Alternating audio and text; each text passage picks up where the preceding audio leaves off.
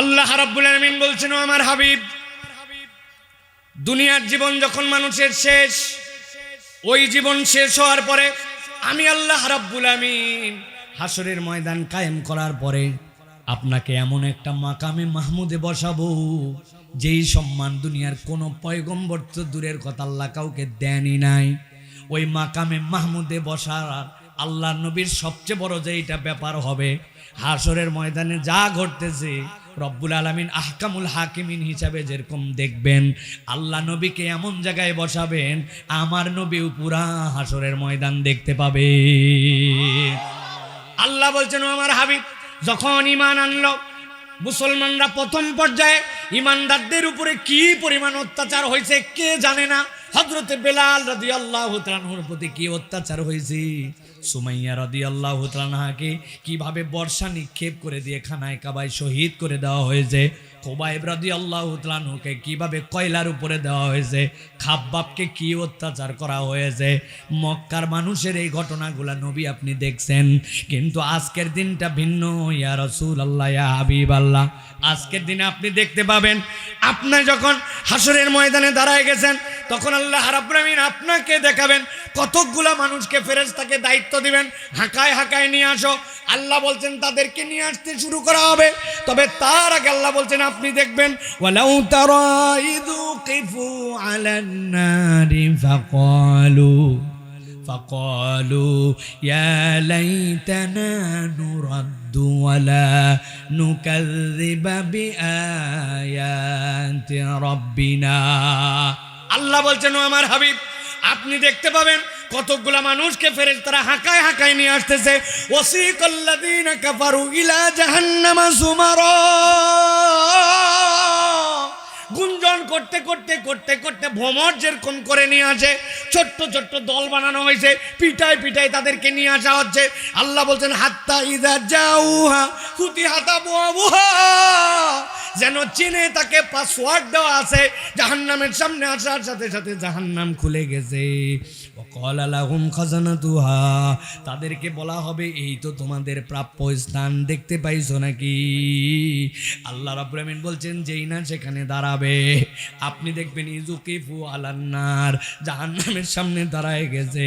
সবগুলা মিলে এবার চিৎকার করে বলতে শুরু করবে, ফাকালু, এই রব্বুল আলামিন, আজকে আমরা এখানে হাজির হয়ে গেছি, ইয়া লাইতানা, কিন্তু আমাদের জন্য আফসোস। সবাই বলবে কি আফসোস তোদের? বলতে শুরু করবে, আমাদের আফসোস হচ্ছে নুরাদ্দু ওয়ালা নুকাযযিবা বিআয়াতি রাব্বিনা ওয়া নাকুনা মিনাল মুমিনিন।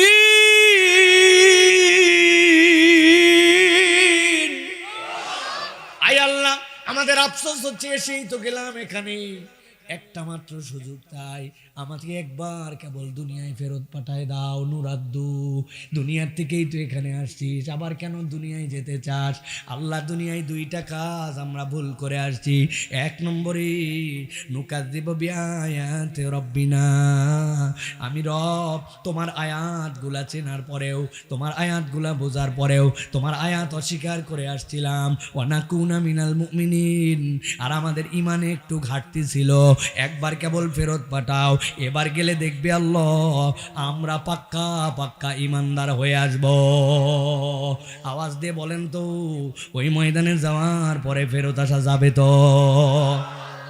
আল্লাহ কোরআনুল কারীমের মধ্যে বলতেছেন, তাদের জন্য আল্লাহ রাব্বুল আলামিন অগ্রিম বলে রেখেছেন, আলাম ইয়াতিকুম রাসূলুম মিনকুম ইয়াতলুনা আলাইকুম আয়াতি রাব্বিকুম ওয়া ইয়ানযিরুনাকুম লিকা ইয়াউমিকুম হাযা। আমার পয়গম্বর কি তোমার কাছে যায় নাই? আজকের দিনে যে আমার মুখামুখি হতে হবে, এইটা কি তোমাকে বলে আসি নাই? সবই তো বুঝছি, কিন্তু ভুল হয়ে গেছে। রব্বুল আলামিন আমাদেরকে একবার দুনিয়ায় ফেরত পাঠাও, এইবার গেলে ওয়ালা নুকাযযিবা বিআয়াতি রাব্বিনা, তোমার কোনো আয়াত অস্বীকার করব না। এখন এখানে যারা আছি, আমি যদি জিজ্ঞাসা করি আমরা কি আল্লাহর কোনো আয়াত অস্বীকার করি? ভালো করে বুঝে বলেন, করি? বলছি তো না, করি না। একটু হিসাব বরাবর করি। আজকে জুমাবার গেলাম, আল্লাহ জুমার জন্য ডাক দিয়েছেন, ইযা নুদিয়া লিস-সালাতি মিন ইয়াউমিল জুমআ ফাসাউ ইলা যিকরিল্লাহ ওয়া যারুল বাই। কাম বাদ দে রে বান্দা, আজান হয়ে গেছে, জুম্মার জন্য চলে আয়। অনেক বান্দা কাজ কাম হয়তো বাদ দিতে পারে নাই, কিন্তু জুম্মা বাদ দেয় নাই। 1:15টার দিকে হলেও মসজিদে আসছে, আসার পরে মসজিদের সামনে দাঁড়ায় ছিল, এরপরে একামত হওয়ার পরে মসজিদে যেমনি হোক ঢুকছে, মসজিদে জুমার সালাত আদায় করছে, করার পরে চলে গেছে। যেমনি হোক আল্লাহর ডাকে সাড়া দিয়ে হাজির হয়েছে। কিন্তু ওই বান্দার কানের মধ্যে আসরের সময় মুয়াজ্জিনের কণ্ঠে বেঁচে আসছে হাইয়া আলাস সালাহ। ওই বান্দাকেই মাগরিবে ডাক দিছে হাইয়া আলাল ফালাহ। ও কার ডাকে কোন আয়াত মেনে নিয়ে জুম্মায় হাজির হলো, আর কোন আল্লাহর আহ্বানকে অস্বীকার করে কোন আল্লাহর আহ্বানকে বাদ দিয়া সপ্তাহের নামাজ বাদ দিয়ে দিল। আপনার এলাকায় কি সপ্তাহের নামাজ বাদ দেওয়া মুসল্লি আছে না? একটু আগেই বললেন আল্লাহর কোন আয়াত অস্বীকার করেন নাই। আল্লাহ কোরআনে বলছেন আফাতুমিনুনা বিবাদিল কিতাব ওয়া তাকফুরুনা বিবাদ। তুমি কি কোরআনের কতক বিধান মানো আর কতক বিধান মানো না? ওই দিন যাওয়ার পরে বলতে শুরু করবে আল্লাহ বুঝি না, এবার খালি ফেরত পাঠায় দেখো, ওয়ালা নুকাজ্জিবা বিআয়াতি রাব্বিনা, তোমার কোনো আয়াত আর অস্বীকার করব না, ওয়া নাকুনা মিনাল মুমিনিন, তোমার কতকগুলা বিধানের ব্যাপারে আমাদের একটু সন্দেহ ছিল। আওয়াজ দিয়ে জিজ্ঞাসা করি, আল্লাহর কোনো বিধান নিয়ে আপনার সন্দেহ আছে নাকি? বুঝে বলবেন আছে নাকি? বলছি তো নাই। কিন্তু আমি যদি একটু হিসাব মিলাই, আপনাকে যদি বলি ভাই নামাজের ইসলামের ব্যাপারে আপনার মন্তব্য কি লাগবে? রোজার ইসলাম লাগবে, হজের ইসলাম একবার করা উচিত, যাকাত সাধ্যের মধ্যে দেই। কিন্তু এই বান্দাকে যদি বলা হয় এই দুনিয়ার বুকে আল্লাহ রাব্বুল আলামিন যেহেতু রহমানুর রাহিম, আহকামুল হাকিমিন, রব্বুল আলামিন, আল্লাহ আপনার জন্য ইলাহ, তাহলে ওই রব্বুল আলামিন তো এই দেশের মধ্যে কেমনে মিরাসনামা বন্টন হবে? দুইজন যদি মারা যায় তাহলে তার সন্তানরা উত্তরাধিকার কেমনে পাবে? আল্লাহ বলে দিয়েছেন। ওই আল্লাহ তো জোহরের সালাত কেমনে বলতে হবে নবীকে দিয়ে জানাই দিয়েছেন। তাহলে ওই আল্লাহ এই দেশে যদি কেউ দেশের টাকা মেরে খায়, কেউ যদি রাস্তাঘাটের খোয়া বালু খাইয়া ফেলায়, কেউ যদি চুরি চামারি করে, আর কেউ যদি ডাকাতি করে, ডাকাতির বিচার আল্লাহর পদ্ধতিতে তো নাই। আমরা যদি বলি এই দেশের নিচ থেকে উপর পর্যন্ত আল্লাহর শরিয়াতে বিচার হোক, প্যানাল কোড আল্লাহর মতো হোক, এই দেশের অর্থনীতি আল্লাহর মতো চলুক, তার জন্য চেষ্টা করি, সাথে সাথে একদল লোক দেখবেন বলবে সাইফুল্লাহ ভাইকে তো দলীয় বক্তা মনে করছিলাম না, এও তো দেখি দলের কথা বলে। আছে না? আল্লাহ বলছেন ওয়ানাকুনা মিনাল মুমিনিন। যাওয়ার পরে টের পাবি আসলে তুমি 2 নম্বর বিশ্বাসী ছিলে। তোমার ধান্দা যতদূর ছিল ততদূর পর্যন্ত ইসলাম লাগতো, আবার তোমার ধান্দার চেতনার সাথে সাংঘর্ষিক হলেই তোমার মুসলমান পরিচয় থেকে তোমার দল বড় হয়ে যাইত। আল্লাহ রাব্বুল আমিন বলছেন ওই দিন তারা বলতে শুরু করবে রব্বানা আবসারনা ওয়া সামি'না ফারজি'না না'মাল সালিহান ইন্না মুকিনুন।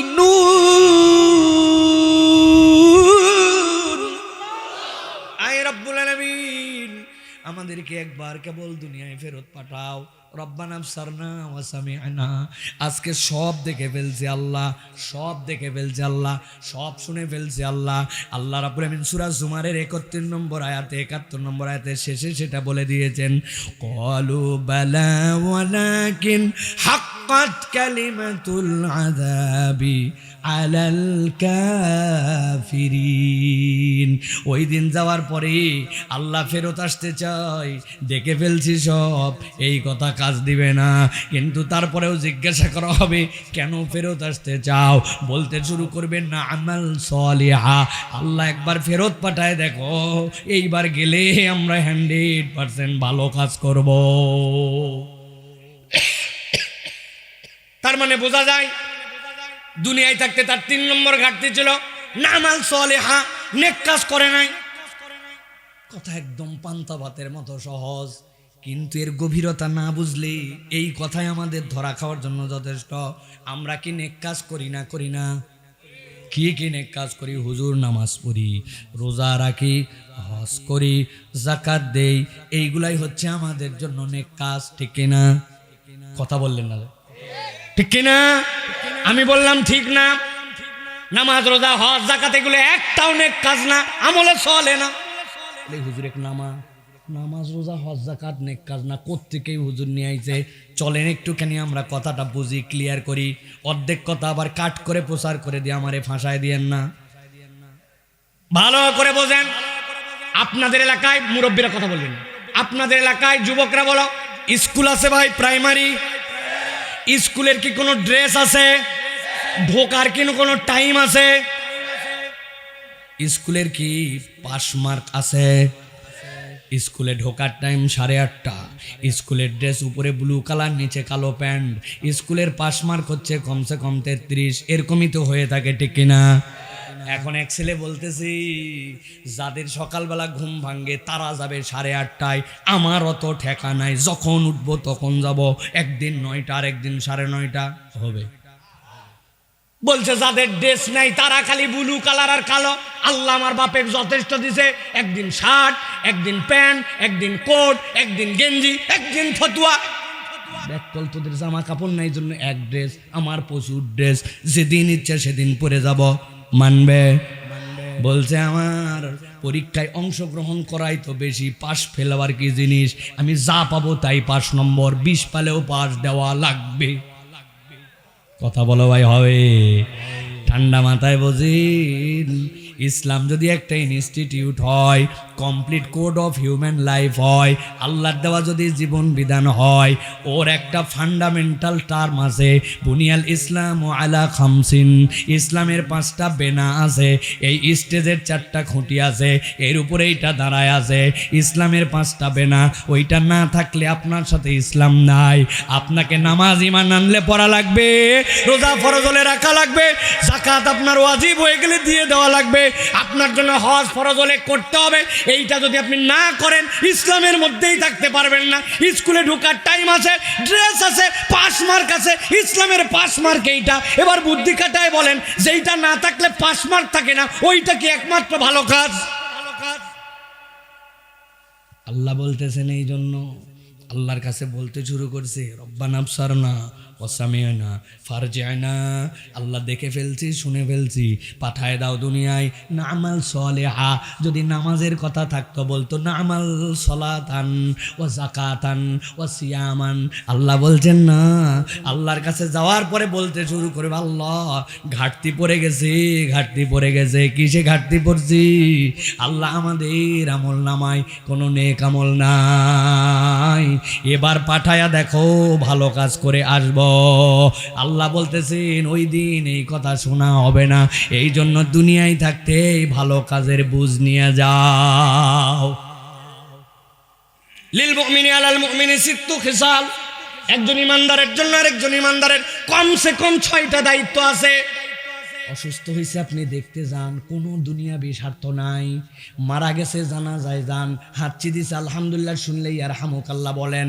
রাস্তাঘাট পাক পরিষ্কার করার জন্য চেষ্টা করেন, আপনি তার জন্য কখনো ক্ষতি কামনা করেন না। একজন ইমানদার খুঁজে খুঁজে খুঁজে খুঁজে ভালো কাজ করবে। ওই যে মসজিদ, যেই মসজিদের জন্য মুয়াজ্জিন আছে, খাদেম আছে, কিন্তু মসজিদের অজুখানাটা কালো হয়ে গেছে, কপ ফেলতে ফেলতে, কাশ ফেলতে ফেলতে অরুচিকর হয়ে গেছে, আয়রন জমতে জমতে। এলাকার 5-7টা ছেলে মুসলিম তরুণ চিন্তা করছে, আগামী বৃহস্পতিবার প্রত্যেক বাড়ির থেকে ব্রাশ নিয়েছি, ঝাড়ু নিয়েছি, প্রত্যেক বাড়ির থেকে ডিটারজেন্ট পাউডার অল্প অল্প করে নিয়ে গেছি। আমরা 10 বন্ধু মিলেই মসজিদের অজুখানা, মসজিদের বাথরুমটা চকচকা ঝকঝকা সুগন্ধময় করে দিব।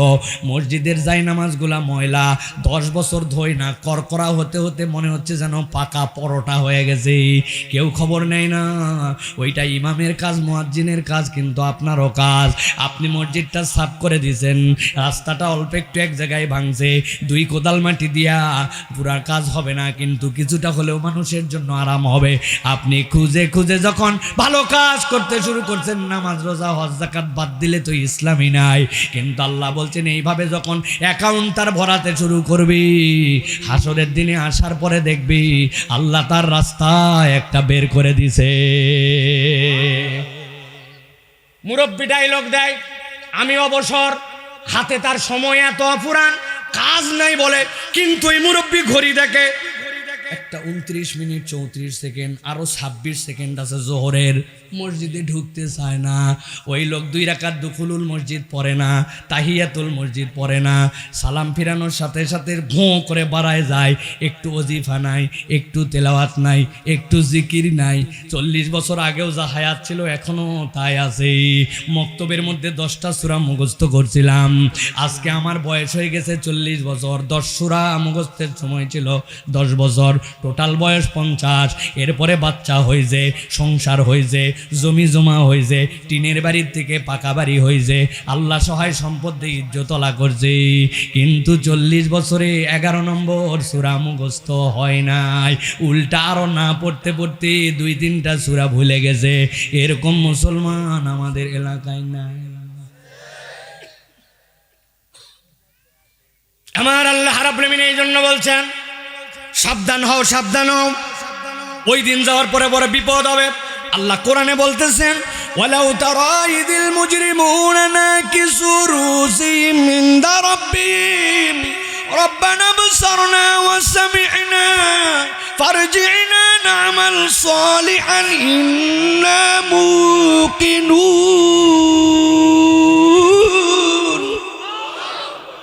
আল্লাহ আজকে সব দেখে ফেললাম, একবার ফেরত পাঠানোর সুযোগ দাও, আমল করে আসবো।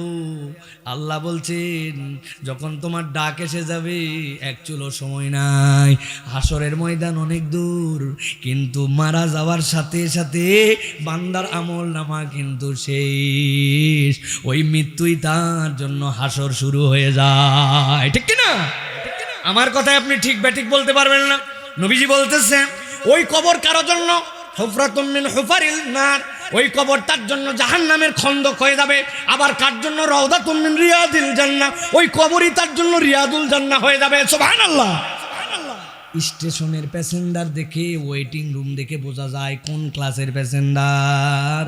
আপনার যদি কেবিন বুক থাকে, ফার্স্ট ক্লাস থাকে, ওই স্টেশনের মধ্যেই লেখা আছে প্রথম শ্রেণীর বিশ্রামাগার।